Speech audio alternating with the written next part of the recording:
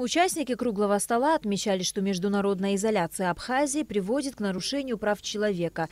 В нашей стране выросло новое поколение молодых людей, которые обладают только абхазским гражданством. С абхазскими паспортами они могут выезжать исключительно в Россию и несколько других стран, признавших независимость Абхазии.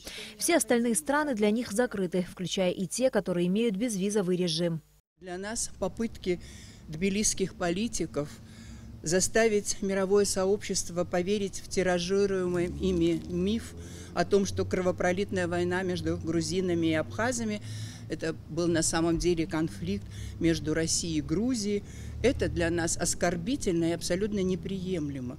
Скорее всего, присущее грузинам обостренное чувство национальной гордости не позволяет им признать, что победу в этой войне одержали те, на кого они привыкли смотреть свысока.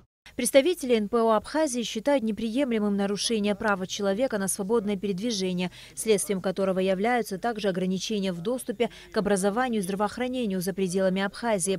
Они призывают участников женевских дискуссий внести в свою повестку вопрос о признании абхазских иностранных паспортов в качестве проездных документов, а также о признании других базовых документов, таких как аттестаты о среднем образовании.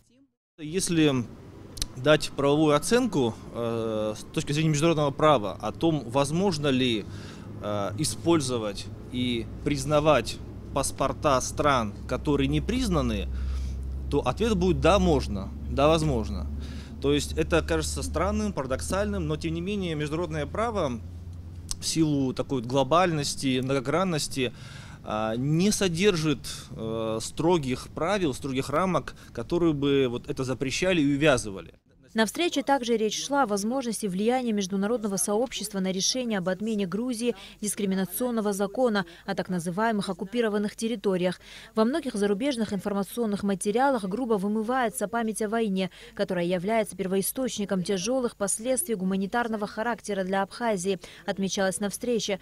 По мнению участников круглого стола, у Абхазии сегодня огромные задачи в плане активации международных связей и контактов, необходимых для продвижения вопроса признания Абхазии, для распространения правдивой информации о сегодняшних устремлениях и проблемах страны, а также чтобы добиться объективной оценки мировым сообществом грузино-абхазской войны и ее последствий.